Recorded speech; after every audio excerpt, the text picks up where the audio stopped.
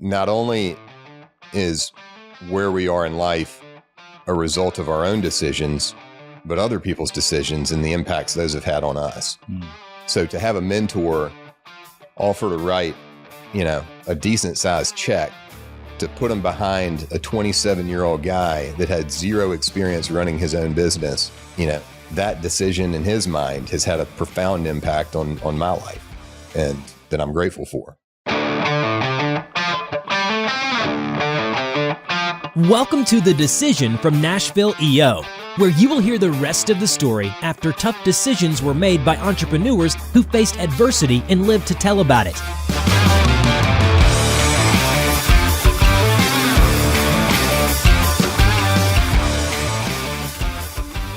Welcome to The Decision, Nashville's EO podcast, where we talk about the trials, tribulations, triumphs, all the things that we experience in the course of business.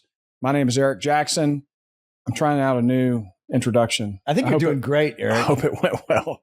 Eric Jackson, my cohort here in crime, Mr. Robert Hartline. We're about 100 episodes in, I think. I was telling you earlier, I need to go and figure out how many we've done so we can start to brag about that thing. 100 plus. And the millions of downloads. We're finally getting we have good at it. I think. We're getting there. Yeah. Our special guest today, Mr. Josh Pittman, longtime EO member, Yes. 10-ish years, I think. 11 plus. 11 plus. Wow. Yeah. Yeah. I think I met you at one of our informational events. You, in fact, were my navigator. Yep. Day one, you're probably the first person I met in EO, and Heartline, you might have been one of the second people I met in EO in our first forum. This is an intervention. Here we are. Yeah. Yeah. It's funny, full circle, being a formate in our first experience of EO. It's been just fun to watch you grow, and some of the things you've done here recently have got me it's good to reconnect. Likewise, both of you. Yeah. And I would like to formally apologize for the addiction that I brought into your life. Which one is that? Martin's barbecue dry rub wings. Yes, the wings. I don't know. That's one of the finer things you brought into my life here. Well, probably the only, aside from EO. And I've shared with many others. Yeah. Have yet to find a wing more beatable. We are lucky in Nashville. We got plenty to choose from. Yeah. Yeah. We don't lack for food, which brings me to you were in a business that you sold a few years back, and now you're in you have PIP Diabetic Supplies, which is a direct to consumer.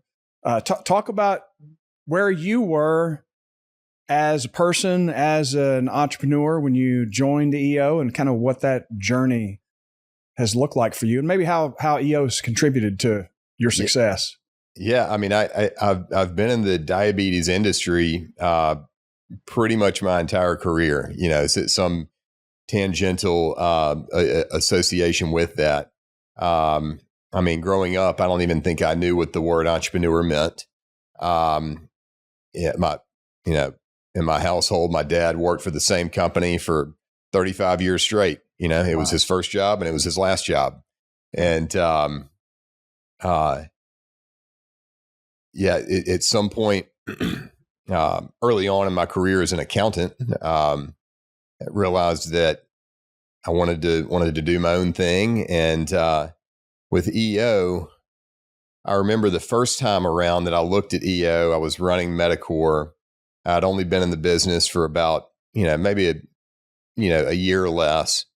And I remember thinking about how big of a financial decision this was to write that check for that membership fee. And I think I passed on it the first time around and then joined in about 2013 or 2014 after the business was a little bit more established and that sort of thing. But yeah, I mean, you start running your business and it's just trial by fire. I didn't before then, how did you, what drove the decision to start the company? Well, I was laughing about that when we were talking about this podcast and, quote unquote, the decision, and I was thinking about decisions in general and the fact that it's next to impossible to pin, where we are today in life on one decision, but it's more the accumulation of thousands, if not millions of decisions, big and small, over the course of our lives. But yeah, I mean, early on, kind of the push to become an entrepreneur or do my own thing started. I was in public accounting. I was working for Ernst & Young and here in Nashville. Great job, great firm. And I was working on an audit client, and I was an auditor. So I would go in, look at people's books, check their numbers, make sure everything was right, put our seal of approval on the thing, and then we were out the door. The next Monday, roll into the next client, and that engagement may last, a few weeks, or it may last a couple of months, depends. But I was working on a client. We were doing a 4-year back audit, and for a client that was doing a roll up of healthcare facilities that was planning to go public. And I remember walking into a controller's office and asking them for their bank statements from 4 years ago. And I've since learned through Culture Index and things like that I'm the visionary pattern. I'm a philosopher.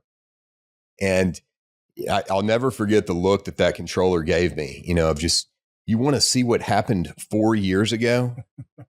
And I remember thinking, I have zero desire to understand what happened 4 years ago in your business.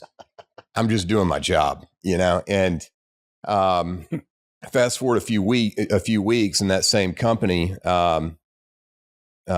did finalize their SEC filings and did go public and had a huge celebration. And, the whole team was excited, and their whole team, our team, we rolled off to the next engagement.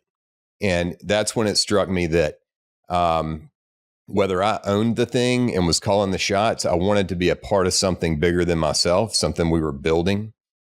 And that was not the job for me. And what really pushed me over the edge was when I picked up a copy of Tim Ferriss's 4-Hour Workweek in the airport, flying to an audit client. And I read that book faster than I'd read anything in my life. And I thought, oh gosh, this is what I need to do. That shaped so many people, that book. Yeah.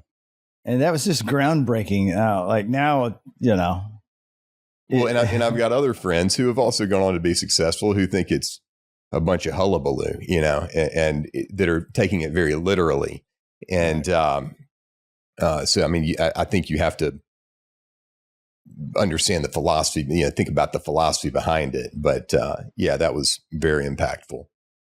And I mean, very shortly after that experience on that account where they went public, and by shortly, I mean like a couple of days. I mean, I had a resume together in the hands of a recruiter and was looking for something else to do. Ended up working for a private equity-backed diabetic supply company here in town. And that's where, called Simplex Healthcare. And that's where I really got lucky, got put in the right spot, learned from some phenomenal people, met some great mentors, and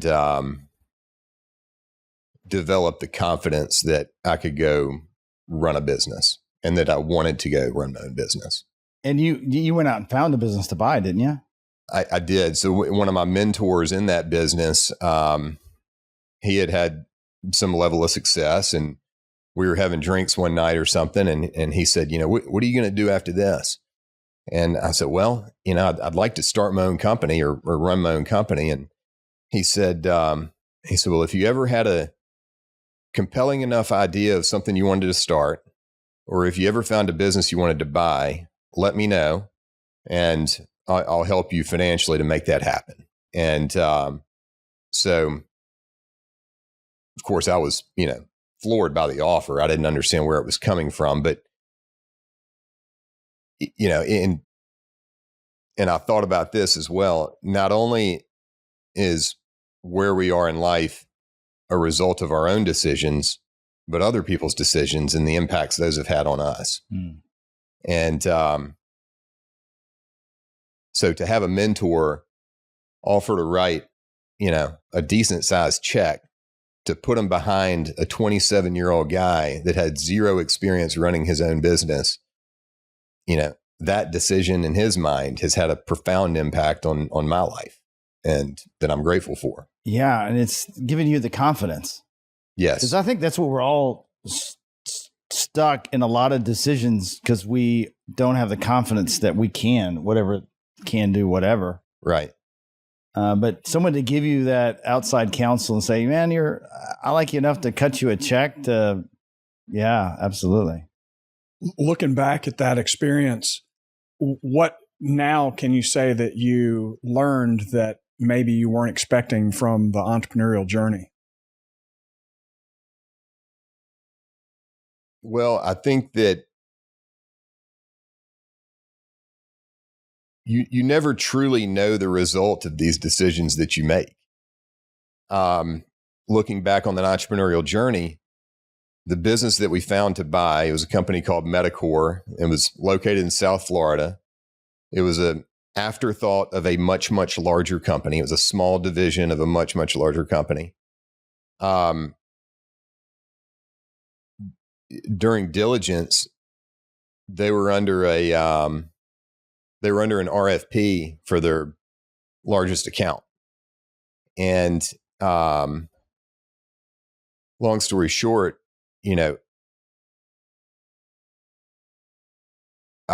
whatever it is, like, I didn't ask the right questions. They didn't share the right information. You could point fingers, whatever. Like, they didn't win that RFP. And I think they knew they didn't win that RFP when I bought the business.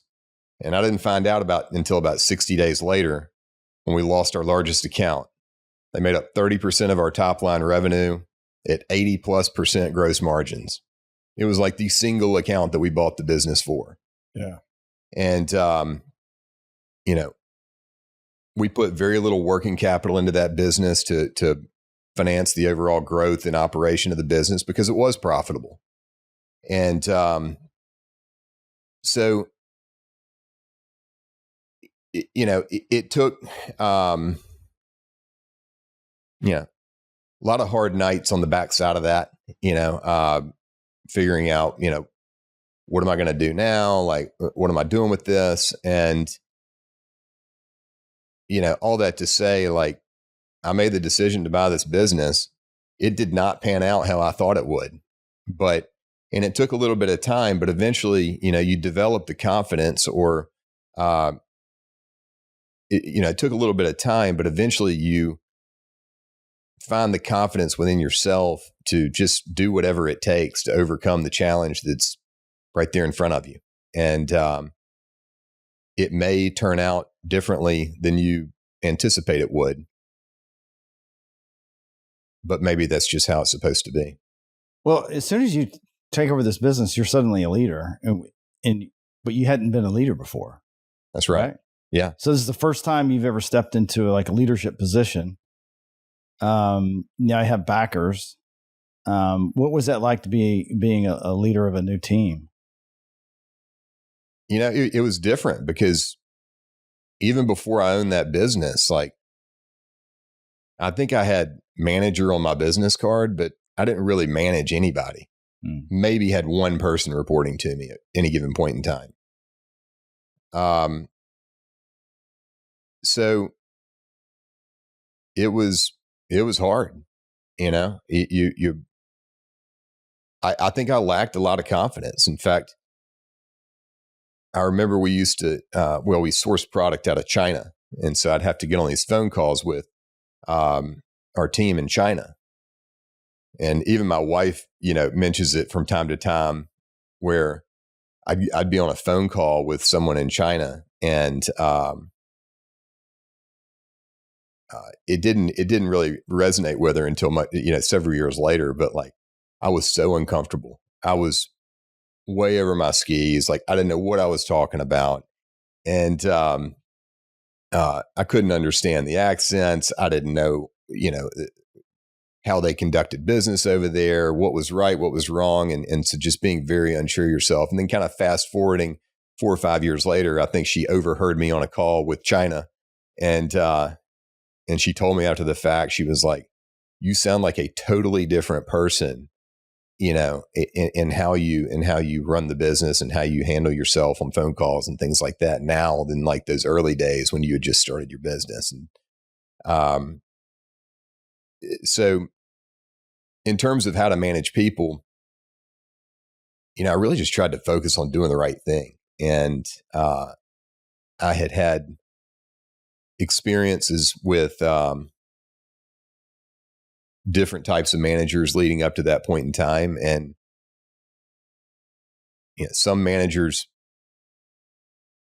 I guess the way in which I managed the business and managed people and worked with people and led people was partially a function of the handful of leaders that I'd seen do it the right way, and then other leaders that I had seen do it the wrong way or ways that I didn't like. And so I just tried to eliminate the bad traits and focus on the good traits. And how did that shift when you started at EO and you're around other entrepreneurs?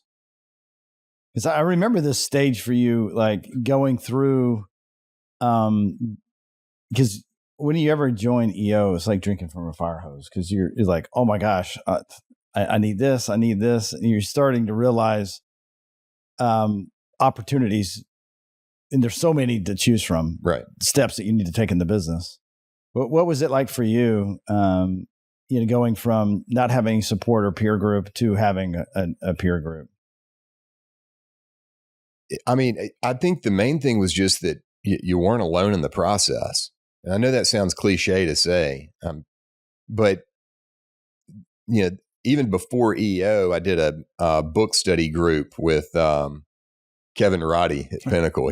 He ran this. What was the book? Good the E-Myth. Or the E-Myth. He did these book studies with the E-Myth, and in that group, I kept hearing a couple people in the group talking about EOS, talking about traction, and it's like, what is this traction thing? I didn't even know what they were talking about, and asked somebody, and they shared the book and picked up a copy of the book and just completely devoured it. I was just starving for something like that, starving for a little bit of guidance. And, read that. I read Rockefeller Habits. I looked at the, Great Game of Business and, all those books. And I remember at that point in time, I was just eating this stuff up. Like, it was mind blowing, Fast forward to now, like I look at those books and they're extremely impactful to a young entrepreneur. They were to me.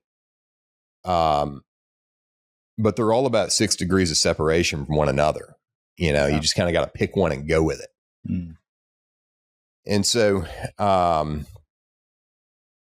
but yeah, I mean, being in our first EO forum, I specifically remember Robert talking about a CFO I'd hired and sitting around the table, and I was doing a presentation and sharing all these things and just getting these looks from people like, dude, like you've already said the answer like 1,000 times, you know it in your brain. And it's just, and that was to let this person go. And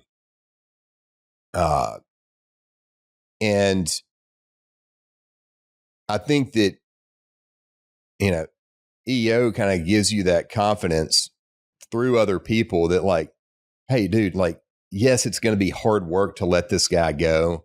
You're going to have to pick up some pieces that he's dropped along the way, but like you can do it and you need to do it.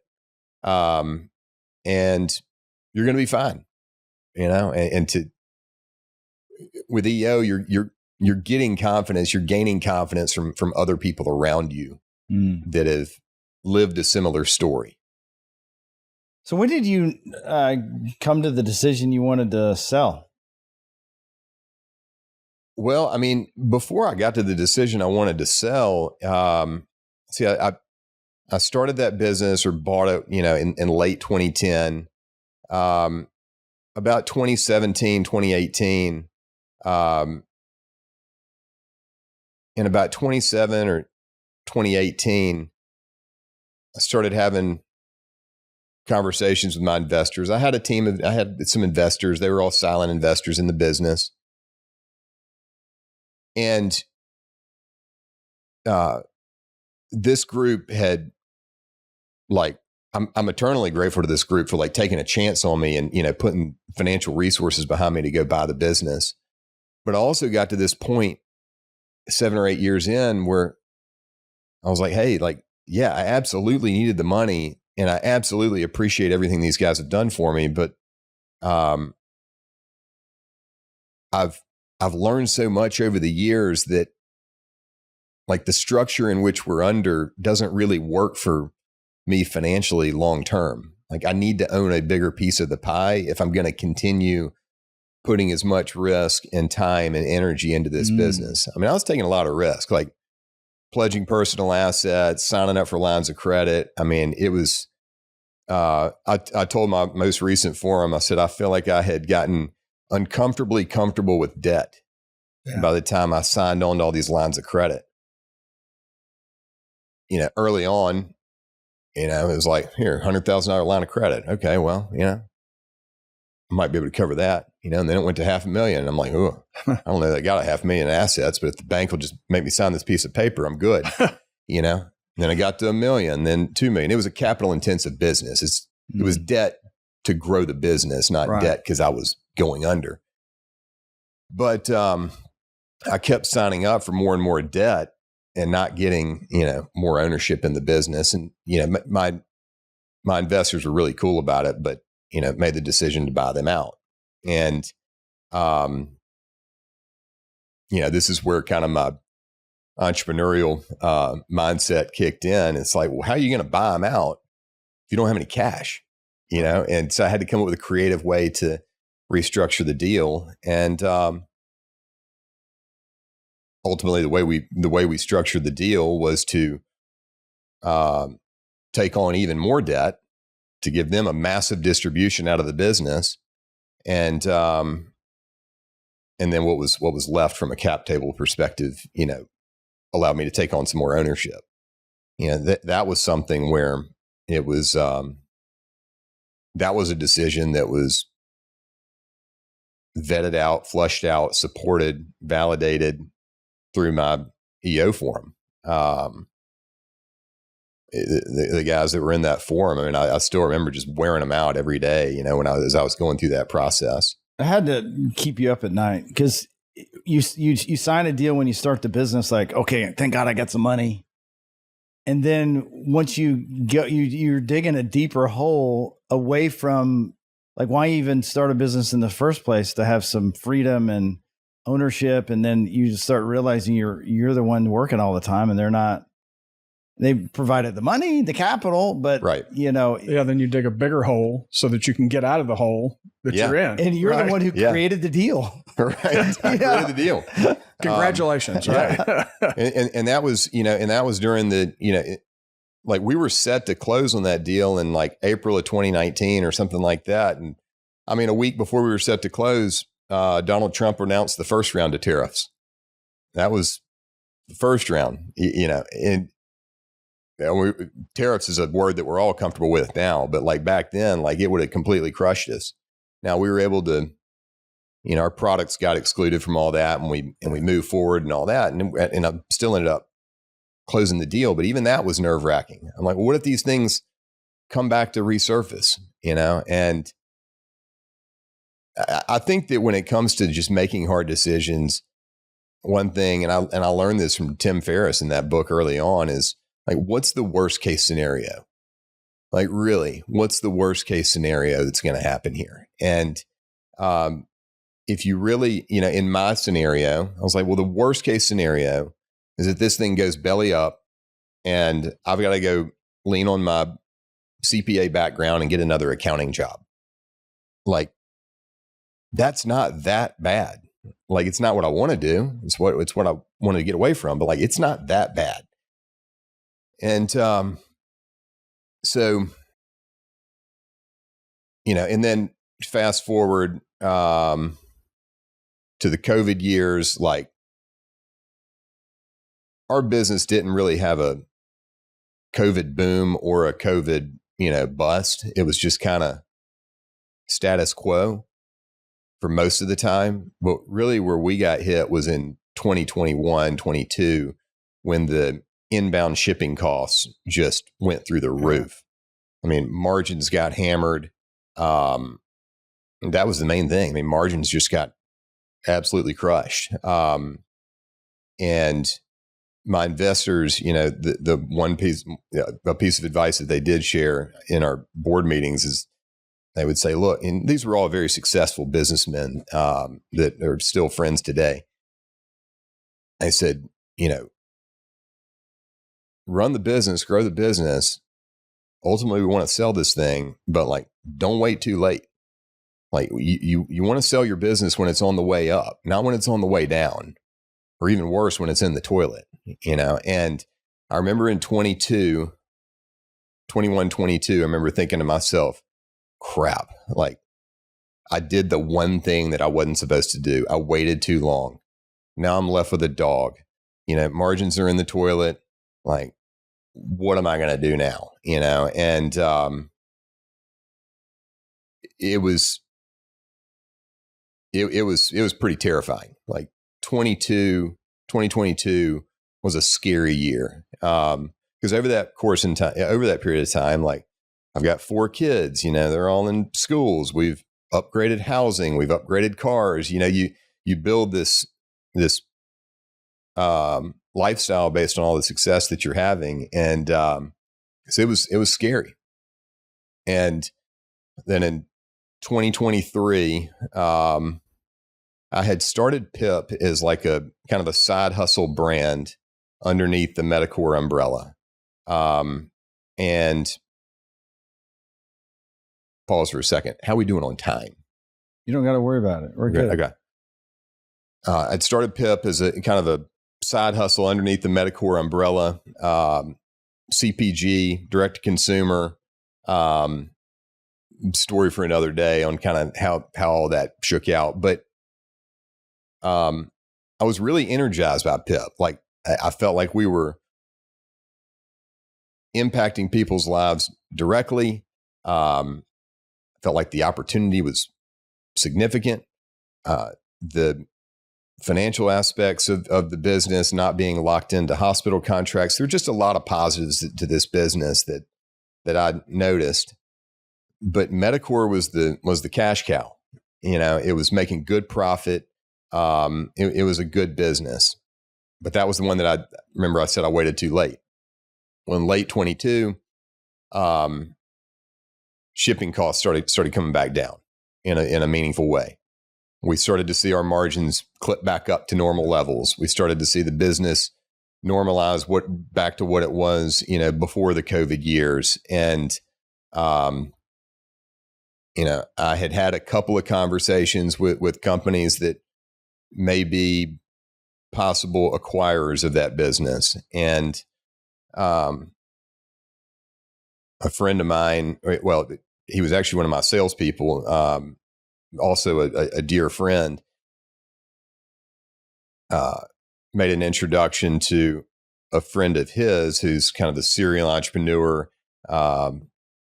Christian Anderson is the guy's name, and High Alpha Ventures in Indianapolis. Much SaaS businesses, had a lot of success, and great guy. And he made an introduction to Christian and said, you should go up and meet with him and just kind of talk to him about your business and share what's going on. And, I thought it was interesting. Like this, Brian Roach is my friend. This kind of speaks to his character. Like he's working for somebody, he's got a job, and he's making an introduction for his CEO to meet somebody that may lead to the sale of a business. So I met with Christian, and I remember sitting down with him, and we were just talking shop about, business and, what I was going through and all that, because I was thinking about kind of splitting up the two companies. And this was a decision that I had kicked around in my head for months of, well, what if I sold Medicor and then just kind of doubled down on PIP? But it was scary. I didn't know if it was the right thing to do or not. And oddly enough, like I was sitting there talking to Christian in his office, and he had gotten a text that morning from Donald Miller, who wrote Story Brand, who I love Donald Miller's stuff. I think it's phenomenal. And I don't remember the exact words of the text, but it was something about commitment, and committing to an outcome and committing to a decision. And that when you commit to this decision, like doors start to open, things start to happen, like opportunities present themselves, you learn, things start to move forward. And he said, why don't you just sell the B2B thing and focus on the thing that you're most interested in? And on my transportation home that night, pulled out my laptop and I started a spreadsheet. By that point, I was committed. I said, I'm going to sell this business and I'm going to get out of it. And I just got to get it done. Selling a business is hard. Yeah. Mm-hmm. I mean, it's not like you can just call somebody up and somebody write a check. And so, committed to doing that. Remember, I put together a Google sheet, with all my notes and everything in it. And I was real nervous that somebody in my company was going to find it and they were going to find some spreadsheet that says, we're selling the business. And so I named the spreadsheet, Operation Commit. And, I probably looked at that spreadsheet every day, for the next 6 months, and ended up finding a buyer, went through the process. It was hard, a lot of sleepless nights, a lot of stress, a lot of calls during the day. And it was going through a sale of a business was extremely stressful for me, What was it like closing day? People sell businesses all the time. There's plenty of people that have done it multiple times over. But I think that first one, like, it means so much, both in terms of getting it under your belt, getting the thing done, but also personally, like, I've devoted the last 12 years of my life to this thing. And I remember the night before close, remember we sourced a lot of stuff out of China and stuff like that. Geopolitical relations were really rocky at this point in time. I remember sitting on my back porch looking through the final numbers from the private equity group and all that. And I remember telling myself, I was like, man, unless China goes to war with Taiwan like tonight, like in the next 6 hours, like this thing's going to be done. And like, we're going to be able to move on. And this thing's going to be behind me. And they did not go to war that night. And we closed at 9 a.m. the next morning. And it was, it was a pretty phenomenal feeling. Like, it was a phenomenal feeling personally, to have that accomplishment. You see the money hit the bank and all that kind of stuff. And like, look, I mean, it was life-changing, but it's like, I didn't make $100 million off this deal or anything like that. Yeah. Like it wasn't that life-changing. But then my mind went to, the employees that, like, some of them have been working with me for 10, 12 years. And, there you got a range of feedback. Some people get it and understand it. Some people don't. And, it's hard to navigate that on the backside. My kids, I told my daughter, what had happened, because I was in tears, like hugging my wife that morning. And she said, Daddy, why are you crying? And I was like, I'm just kind of emotional. And, I said, I just sold my business. And she said, so you don't have a job anymore? Little did I know, I definitely had a job. I went to work for those guys for 6 months. And then, the next day I was starting on PIP, like it had to stand on its own two legs. it was underneath the Medicare umbrella for years. And now I had to run that startup. So I kind of went from like having a great, cash cow business to going through a sale process to like the very next day, like I was working for the private equity guys and I was trying to run a startup. That's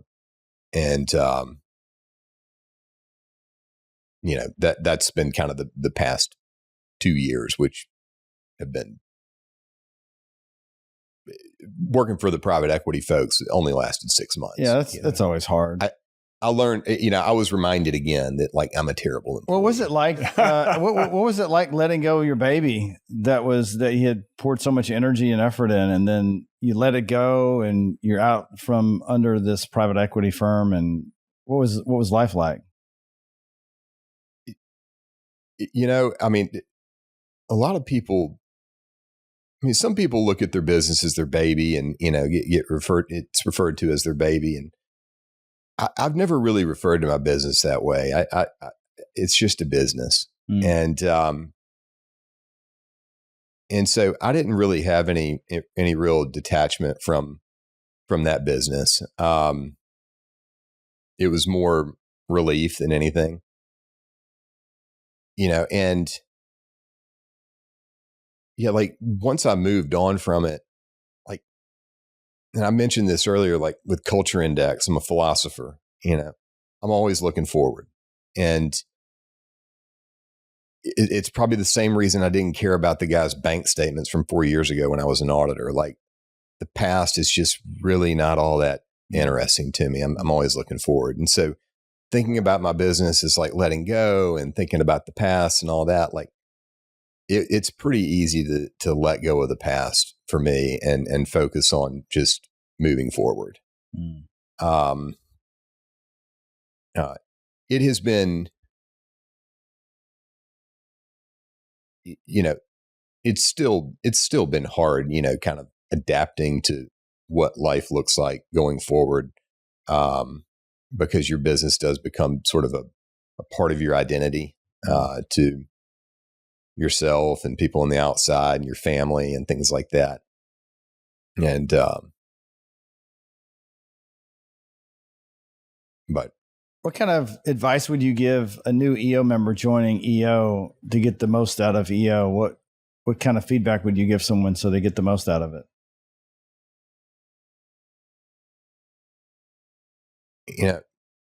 I think the advice I'd give to a new EO member is just to let your guard down, be open and honest with who you are and what you're dealing with, in your business and in life. And you'll soon find out that you're not alone in any of it.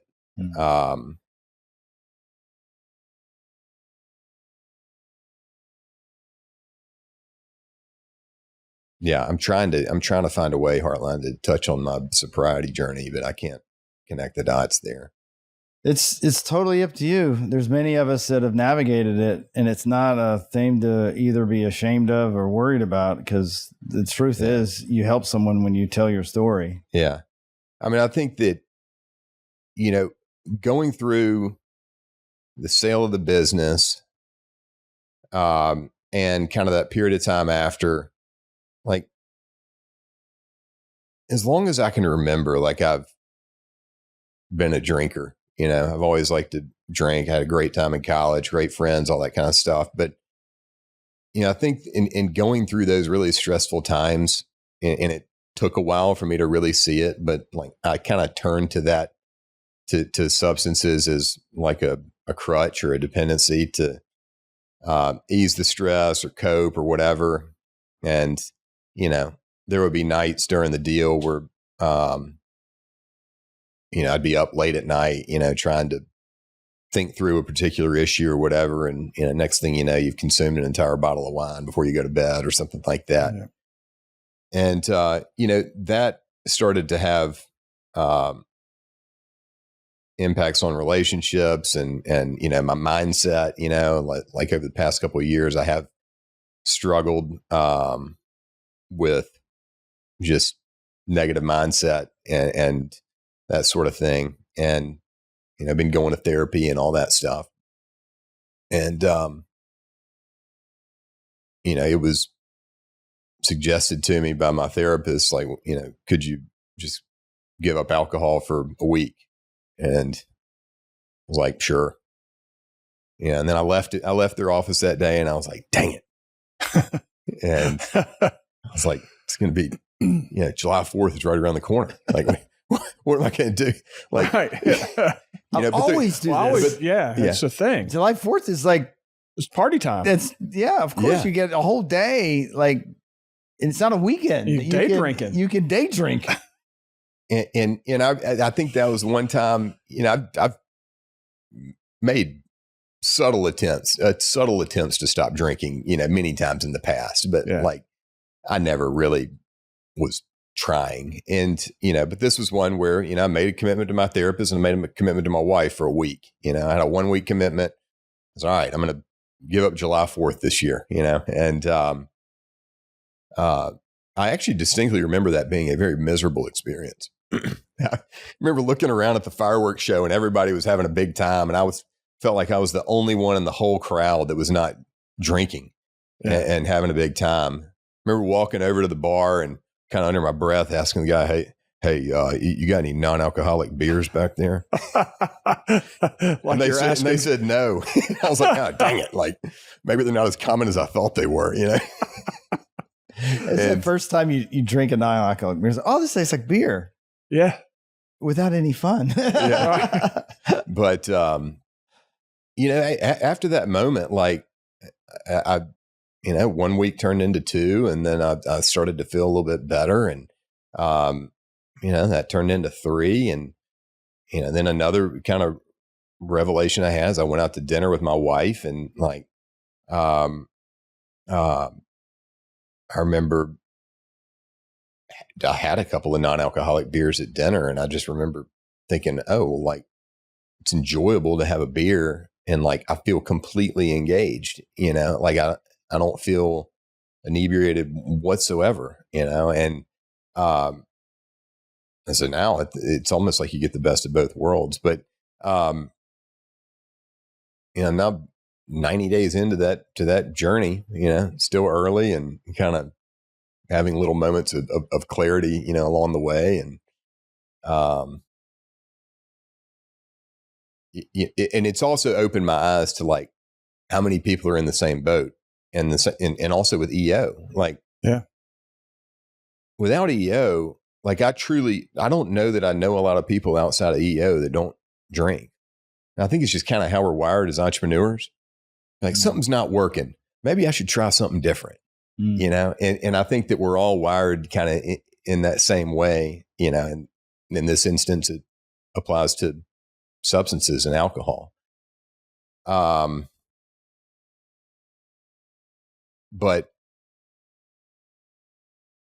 another one of my former mates, Trey Myers, I was meeting with him, a few weeks ago.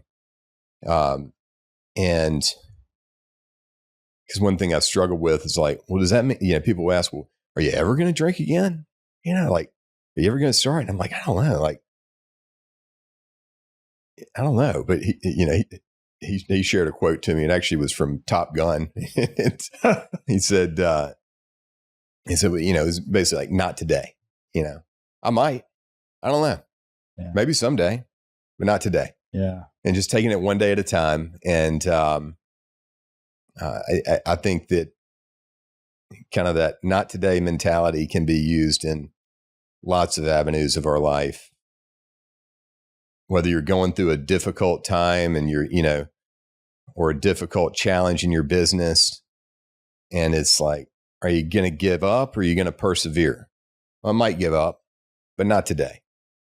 Today, I'm going to focus on being better. Not today, Satan. Yeah. Right. Thanks so much, Josh. You're so good to connect. Congratulations on 90 days. Congratulations selling the business. Thank you for sharing the story. Thanks for having me. Enjoyed it. Likewise. All right. So if you are an entrepreneur here in Nashville, Tennessee, and you're looking for a community, you can visit eonashville.com and learn how over 300 entrepreneurs gather every single month with what we call Forum, to talk about important decisions that we can make in our lives and business, please visit eonashville.com. Thanks for watching and hope you have a wonderful day. Thanks for listening to the Decision Podcast by Nashville EO. We'll see you again next time, and be sure to click subscribe to get future episodes.